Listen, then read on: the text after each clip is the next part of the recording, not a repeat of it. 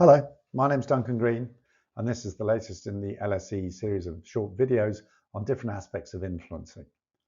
I want to talk today about writing for impact. And in this set of slides, I draw very heavily on the work of a great writer, Kate Raworth, who I used to work with at Oxfam. And this is draws from her internal sessions that she used to run at Oxfam on how to write clearly and powerfully and get results. First, don't build a pyramid. Don't write a huge amount of text, thinking as you go, discovering things as you go, making shapes of what you're writing and eventually arriving at your big idea right at the top of the pyramid. Great, I finally know what I want to say. If you do that, what you will have written is going to be largely incomprehensible or very, very boring. So instead of inflicting a pyramid on the reader, pitch a tent. The tent, and this is a wigwam as one kind of tent or a teepee, your starting point should be who or what are you writing for? Think about why should anyone read this and what do I want them to do once they've read it? Think about who that person is or those people. What's the reader? What are their main interests and questions? And then a really crucial part to writing for impact, and a very, very difficult part, is you have to be in two places at once.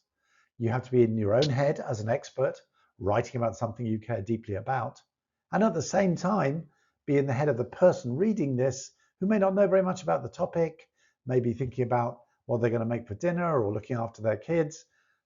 You have to be in both those places at once and find a way to bridge that big gulf.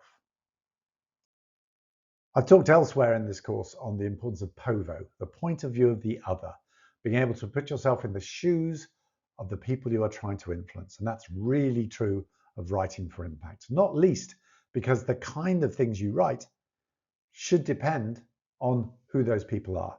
This is a table, I think, from War Trade, a very, very effective international NGO. And it said, look, if you're writing for policymakers, they don't have time to go through the annexes. They don't have time for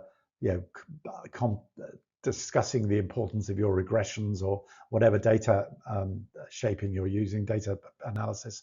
They want big ideas, compelling stories, and positive stories. Civil servants may have a bit more time to think about, is this research credible? What are the data? What's the methodology? Communities want it to be community focused. And journalists want human face to the story. They want controversy, if possible, and they want it to be new. There's no good going to a journalist and saying, we've done some research which shows that what we thought anyway is true. The journalist will say, why are you wasting my time? It's got to have a new angle on it, even if the overall finding is pretty much same.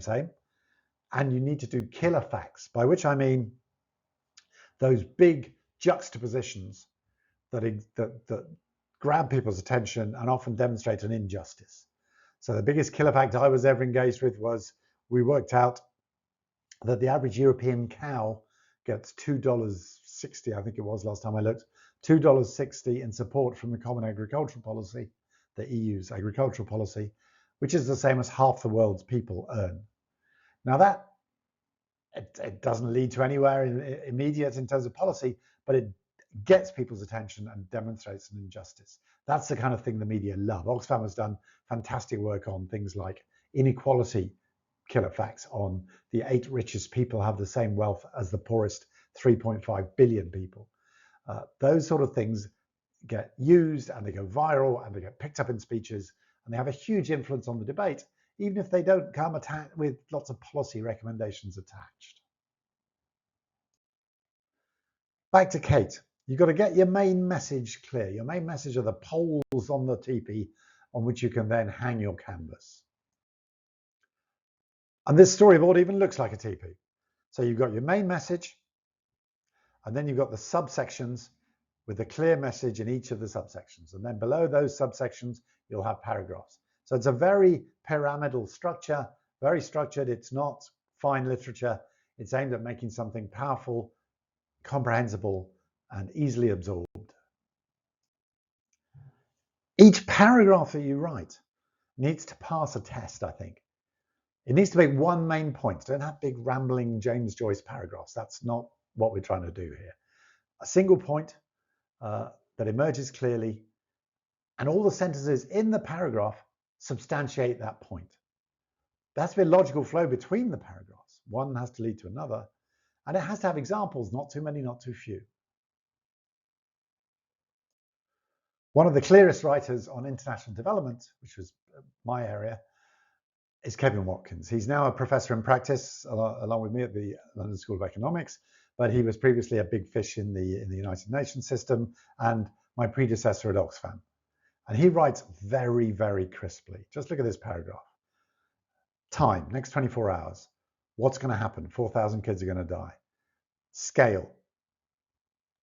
The death toll every year is the same as the population of Birmingham. Comparison. Greater threat than war or terrorism. And why does it not register on the radar of rich countries? That is really good writing for impact, in my view. And in order to get to a kind of Kate Raworth or Kevin Watkins level of crispness, you've got to get rid of the garbage, of the verbiage. And if you can't do it, you have to find someone who can, an editor with a red pen who's going to show no mercy. So don't use fluffy phrases. And there's some examples on the page of how you can actually reduce the number of words in most sentences. And I'm going to do a separate video on the art of blogging, which goes into more detail about how you write crisp and short.